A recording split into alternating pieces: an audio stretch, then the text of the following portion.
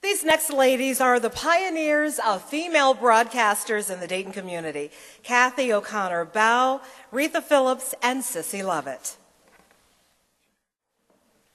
Way back in 1969, when I was only 2 or 3, I was honored to have been hired by Jim Bennett to work at WING as the first newswoman in Dayton. But the next job was walking into a newsroom that was a tight-knit group of very professional men. Of celebrities as guests. George's expertise took him into many areas of broadcasting, from general manager to account executive. Working at the University of Dayton, WVUD, Miami Valley Communications in Englewood, Liggett Broadcasting in Dayton, and WDTN Channel 2 in Dayton. He retired in 2011. George has come full circle and is known as a man of all talent.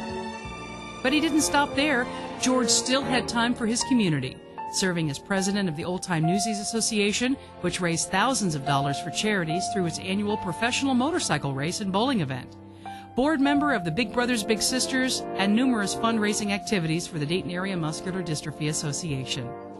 When I first heard that George was going to be inducted into the Dayton Area Broadcasters Hall of Fame, I couldn't help but thinking about his dad and how proud his dad would be. I had the opportunity to work with Jack and with George, and George should have been in years ago. He's really just a class act all the way around. There was Clay Collins and Cubby Man was, bless his little heart, and communicating George Wymer and your dad. He'd walk in the room and everyone honored him, and you sort of carried on a torch. And to be in the company in this Hall of Fame with such good people. How many people in the broadcasting business start out on the programming side and end up becoming a general manager of a TV station, general manager of a radio station, in sales? So I mean, there's not a piece of the broadcasting industry. I imagine George probably has mowed the grass at radio stations. I think a very distinguished career, and it couldn't be a better choice. George Wymer is truly an icon in the Dayton community, and like his father before him, he now becomes a member of the Dayton Area Broadcasters Hall of Fame. His father posthumously in 2003, George Wymer 10 years later, the class of 2013.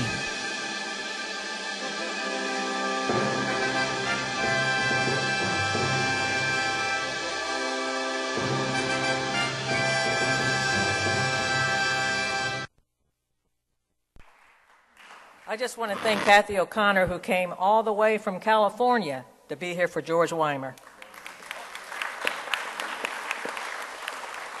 I have the highest regard for George Wymer. I can say he is my hero, because when it was such a struggle for females to get into the broadcast industry in the earlier years, George always had a different attitude. He gave Kathy O'Connor Bow and me a shoulder to lean on. We were the pioneers at the time, and as broadcast beat reporters, there was a lot of obstacles in our way. But George never made us feel different, always treated us with respect, and was always willing to teach as well as give constructive criticism.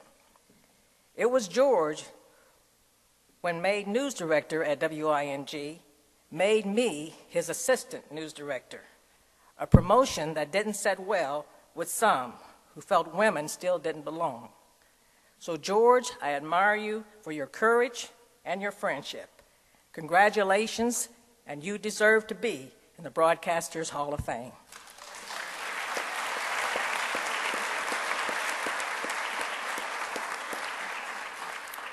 I'm honored tonight to talk about a friend of mine. And I met him many years ago when he had dark hair, as some of those pictures. And he was a best friend to my friend and mentor, Johnny Walker. And I like to say tonight, George, that I know that Johnny's watching us and making sure that we're doing the right thing and saying the right things and acting in the right ways. But I think he's cheering you on now, George. I know he's happy for you. And I, standing in Johnny's stead, am really glad and happy to introduce to you the new inductee, the 2013 Mr. George Wymer.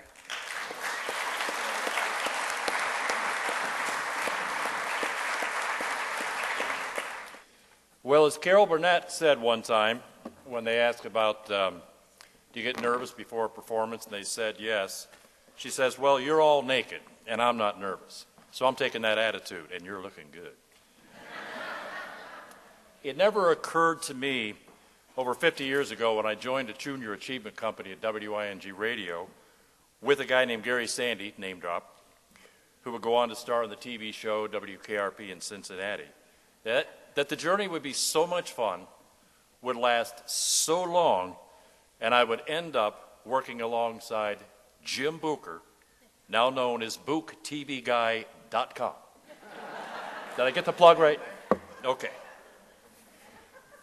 It would be fun to name drop all night with those that I've worked with, including the majority of the past and the current inductees, or the many people I've met and interviewed. But time restraints will not permit me to do that. So to John King and Bill Nance, who have asked me to mention their names, the answer is no, I can't.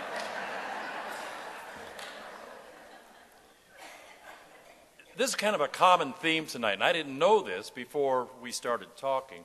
And people were talking about the responsibility in doing the right thing. And I think everybody up here, and most of who we remember as the inductees, have had the same attitude. Two occurrences, as I was thinking about the speech tonight, there were two things that stood out as reminders to me about how powerful our industry is and our responsibility.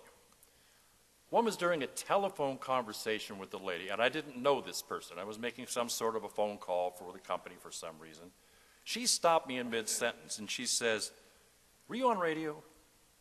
I know your voice. You're George Wymer. I used to listen to you on the radio doing newscasts. Now, I was astonished because most people would say, are you Jack Wymer? I'm used to that, and very proud of it, by the way.